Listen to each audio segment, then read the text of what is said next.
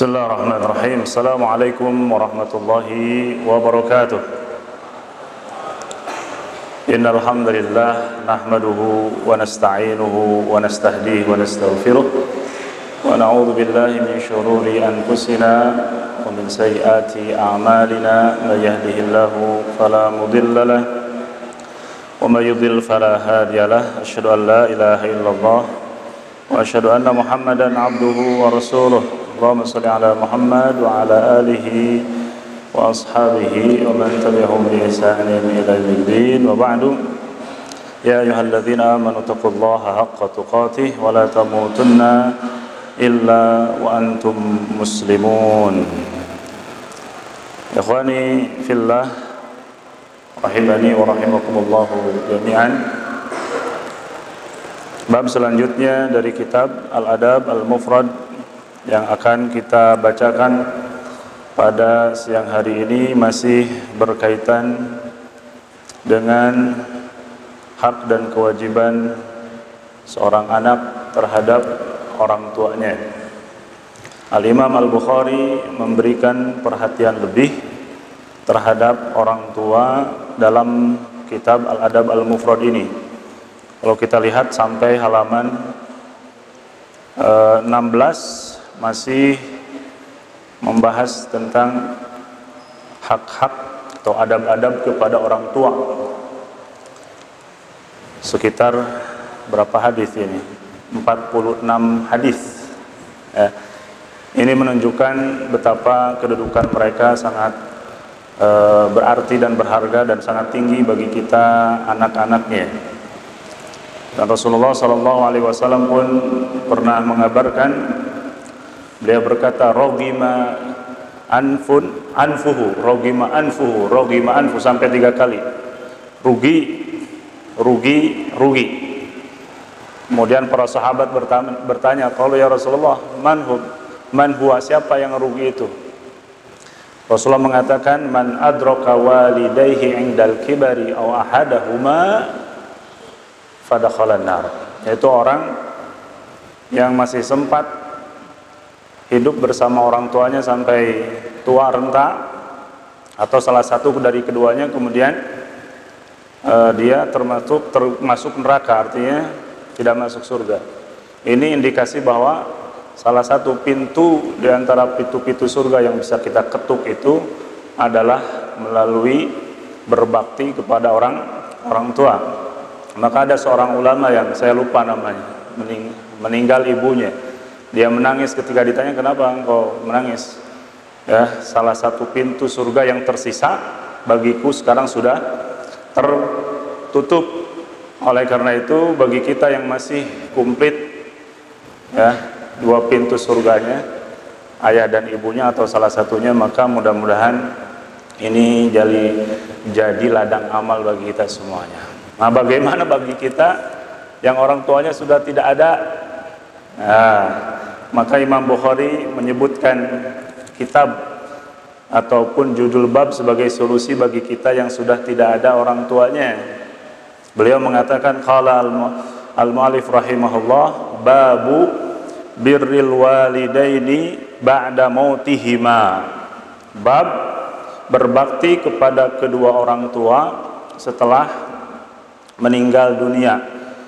Jadi ternyata kita masih bisa berbakti kepada mereka walaupun sudah tiada.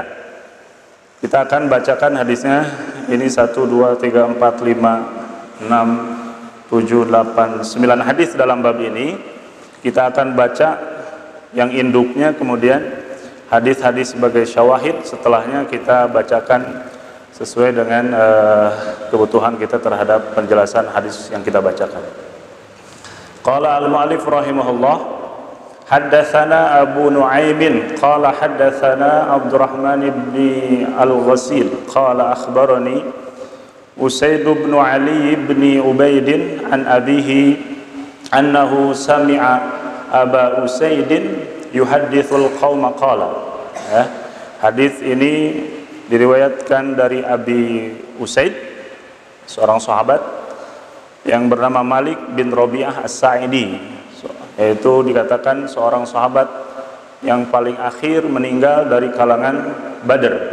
yang mengikuti perang Badar.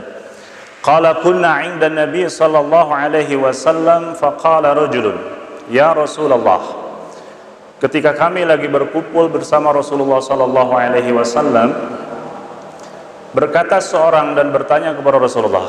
Dalam hadis ini tidak disebutkan dari siapa laki-laki ini. Dalam riwayat yang lain disebutkan min Bani Salimah, seorang dari Bani Salimah. Ya Rasulullah, hal baqiya min birri abawayya syai'un ba'da mautihima abarruhuma?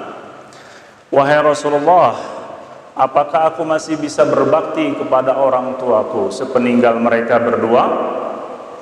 Qala, Rasulullah menjawab, na'am khisalun arba'un. Ya, ada 4 hal yang kamu bisa lakukan untuk orang tuamu. Ad-du'a'u lahuma, yang pertama doa untuk mereka. Wal istighfaru lahuma, istighfar untuk mereka. Wa infadhu ahdihima, melaksanakan wasiatnya. Wa ikramu sadiqihima, memuliakan temannya. Wasilatur rahimil lati la rahima laka illa min qibalihima, dan menjabung silaturahim yang tidak terjalin kecuali disebabkan oleh mereka berdua. Hadis ini disahihkan oleh Imam Hakim dan disepakati oleh Imam Az-Zahabi dan dihasankan oleh Al-Iraqi dan dilemahkan oleh Syekh Al-Albani rahimahullahu ta'ala. Sedikit faidah, ketika ada ikhtilaf hadis antara mutaqaddimin dan mutaakhirin. Dulu kita sempat bertanya kepada Syekh Saleh Al-Wadi, muridnya Syekh Muqbil Al-Wadi. Beliau mengatakan, menjawab, kalau kamu seorang awam terhadap ilmu hadis, maka pilihlah al-mutaqaddimin. Ya, misalkan kan Syekh Al-Albani mutaakhirin, Imam Hakim Al-Iraqi mutaqaddimin. Berarti memilih pendapatnya Iraqi dan juga Az-Zahabi. Apa? Al-Hakim.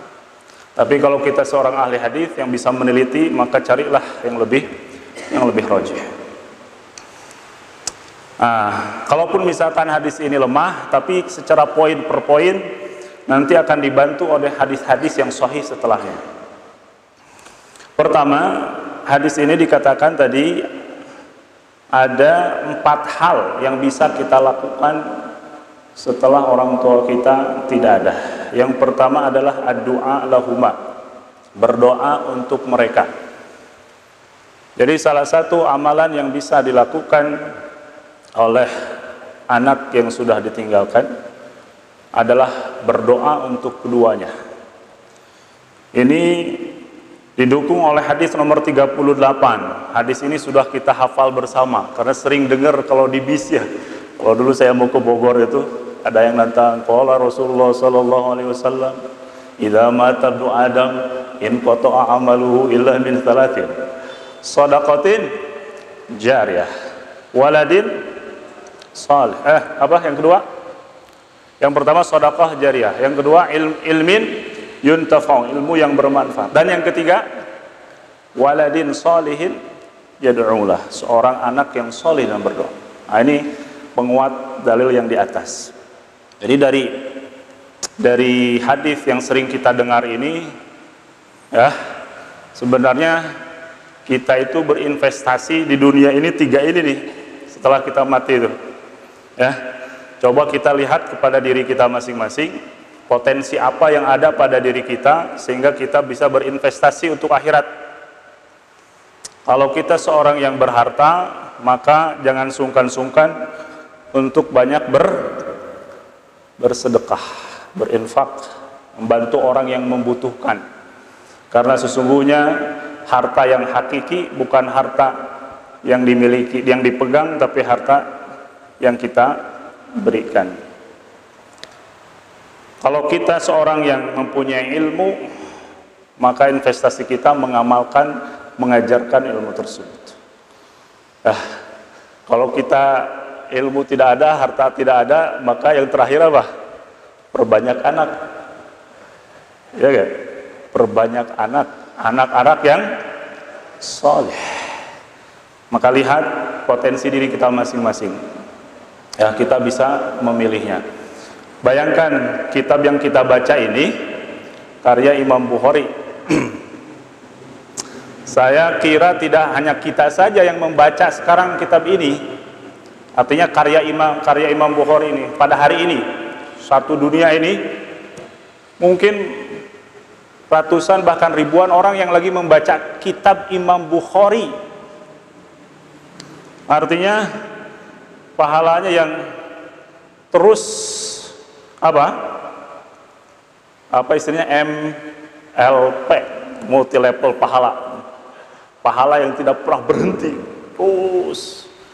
Nah, kita lihat, kita kira-kira kalau kita mati ini besok, kira-kira apa yang akan muter terus dari diri kita yang setelah kita meninggal. Ya.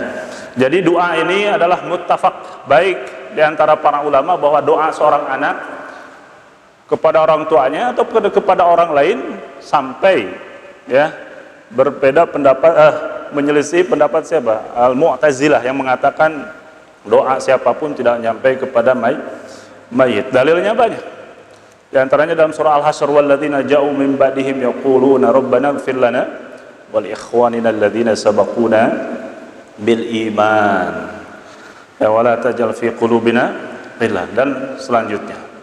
Kemudian dalam surah Ibrahim dikatakan rabbighfirli wali walidayya walil mu'minina yauma yaqumul hisab. Kemudian dalam surah Isra wa qur rabbirhamhuma kama rabbayani shaghira. Banyak dalil ya bahwa doa kita itu sampai kepada orang tua atau kepada kaum muslimin. Ya. Wal istighfar lahuma, dan istighfar. Ini istighfar itu bagian dari doa. Jadi mimba bi dzikri al-khas ba'dal am, menyebutkan sesuatu yang khusus setelah penyebutan yang umum. Doa itu umum, doa rahmat, maghfirah, tapi istighfar disebutkan lagi. Saking pentingnya beristighfar untuk kedua orang tua kita setelah mereka tiada, dan ini yang mereka butuhkan dari kita, istighfar dan doa.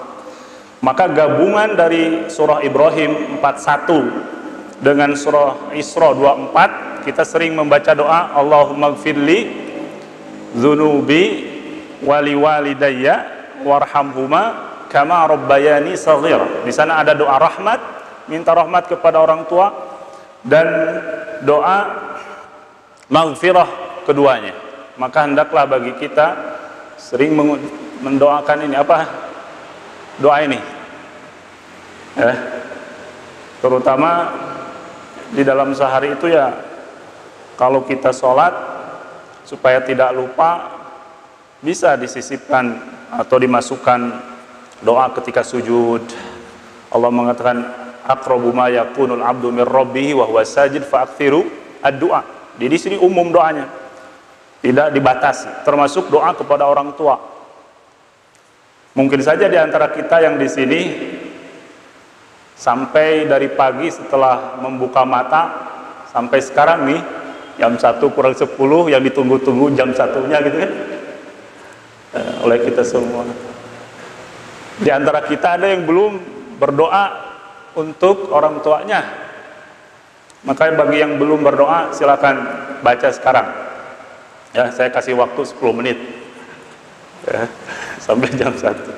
Karena ini intinya kan, inti kajian itu diamalkannya. Allahumma gfirli dzunubi wali walidayya warhamhuma kama rabbayani shaghira. Ya udahlah, sekali aja. 10 menit terlalu lama. Ya. Kemudian apakah ada amalan lain yang bisa kita lakukan untuk kedua orang tua kita?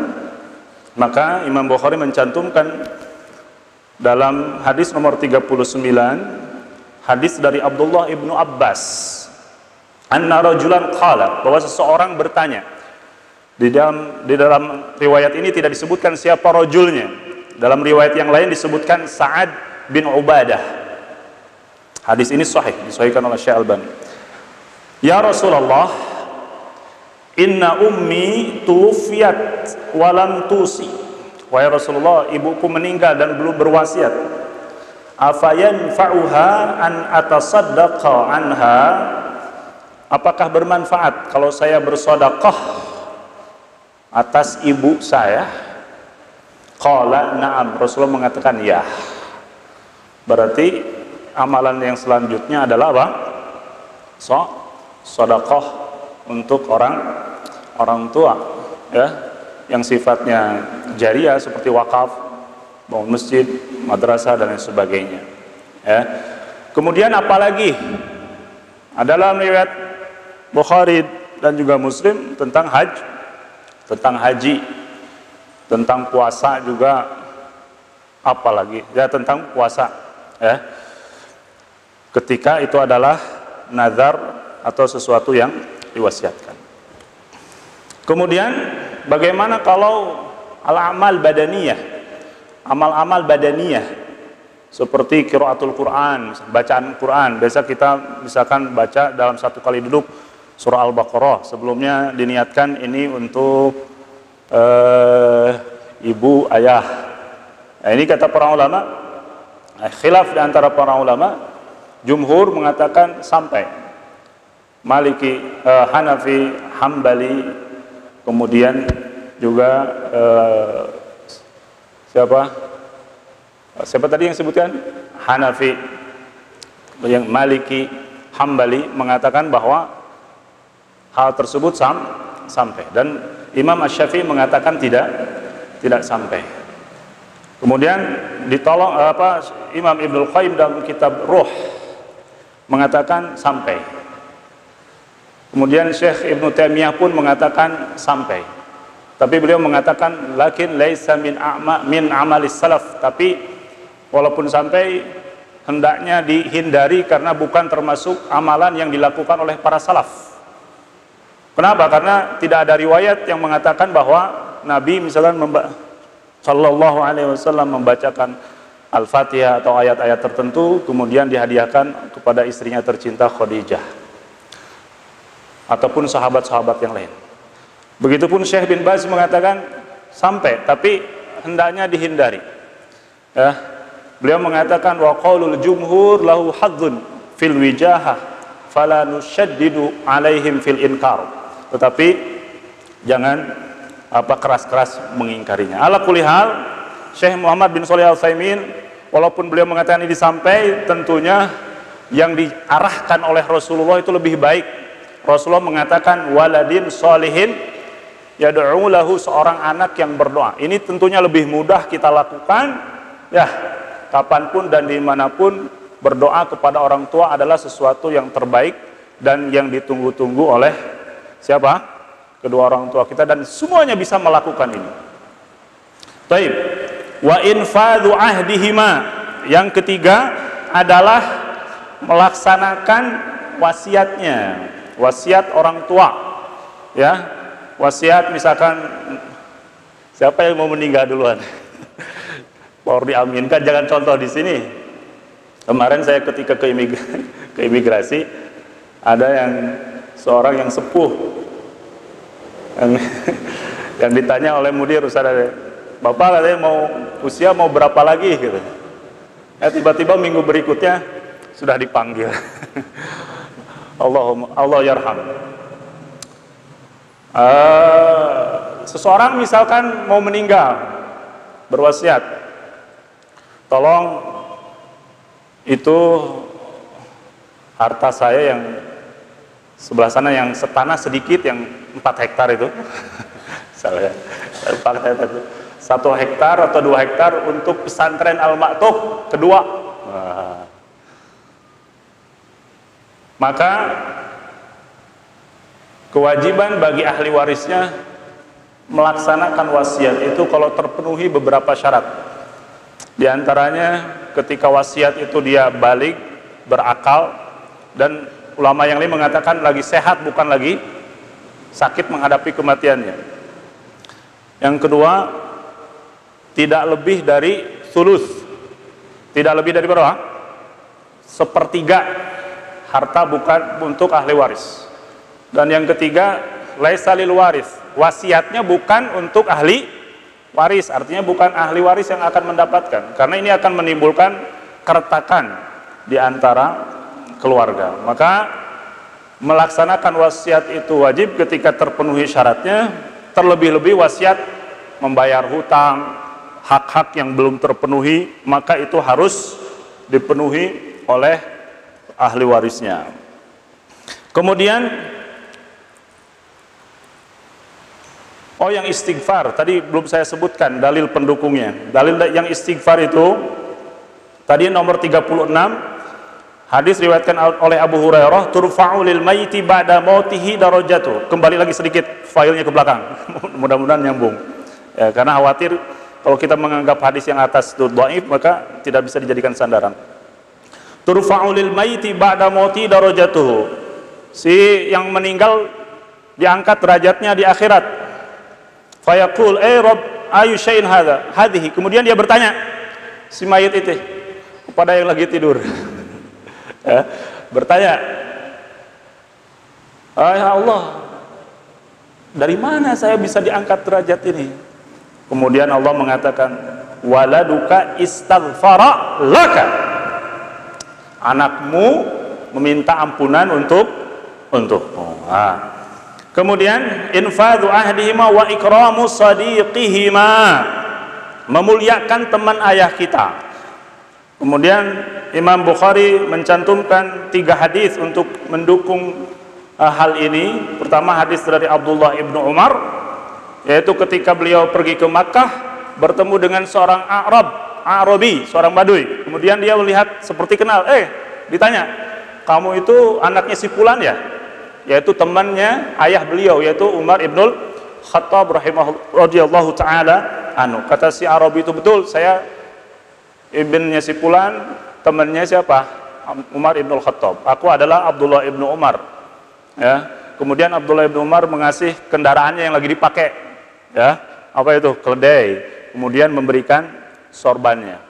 Jadi menyambung kasih sayang, kecintaan, ya, yang pernah dijalin oleh ayah-ayah kita, oleh orang tua kita. Makanya kita harus hati-hati ketika memilih teman, menjadikan orang yang kita cintai. Karena kecintaan itu innal wudda yatawaras. Kecintaan itu diwariskan. Mungkin saja anak kita sekarang suka artis karena dulunya kita seneng artis. Dan lain sebagainya. Maka pilih-pilihlah kecintaan kita, kesayangan kita, hobi kita adalah sesuatu yang baik-baik, sehingga keturunan kita pun mencintai sesuatu yang baik-baik. Tapi saya juga pertanyaannya, kalau di putra gak tahu, kalau di putri makanya Ustaz Latif lagi tegangnya Korea itu suka sekali. Kalau di putra mah kayaknya gak jauh berbeda. Ya, mudah-mudahan Allah Subhanahu wa taala memberikan hidayah kepada kita semuanya. Ya. Sampai-sampai bahasa Inggris, bahasa Arab kita ajarkan, tapi kalau di kelas itu terkadang bahasa Korea lebih lancar ada. Allahu Akbar, Allah musta'an. Kemudian apa lagi? Kemudian wasilatu rahim allati la rahima laka illa min kibalihima, dan menyambung silaturahim yang tidak ada hubungan tersebut kecuali dari bapak dan ibu kita, bukan siapa, paman, bibi, baik dari ayah, dari ibu dan kerabat-kerabat. Maka hendaklah kita menyambung semua itu, karena kelima hal ini, doa, istighfar, kemudian melaksanakan wasiatnya, memuliakan teman-temannya, kemudian memperhatikan saudara-saudara ibu dan bapak kita, itu akan menjadi sebuah albir, berbaktinya kita kepada mereka yang sudah meninggal dunia. Mudah-mudahan Allah Subhanahu wa taala memberikan maghfirah dan rahmat kepada orang tua kita yang sudah tiada, dan bagi yang ayah dan ibunya masih ada, mudah-mudahan pintu surga dibukakan untuk kita semuanya dari jalan berbakti kepada mereka. Subhanakallahumma bihamdik asyhadu an la ilaha illa anta astaghfiruka wa atubu ilaik. Assalamualaikum warahmatullahi wabarakatuh.